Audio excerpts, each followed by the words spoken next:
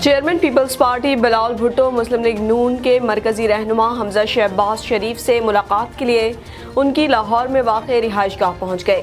پنجاب میں in house تبدیلی اور لانگ مارچ سمیت مختلف معاملات زیر بحث آئے۔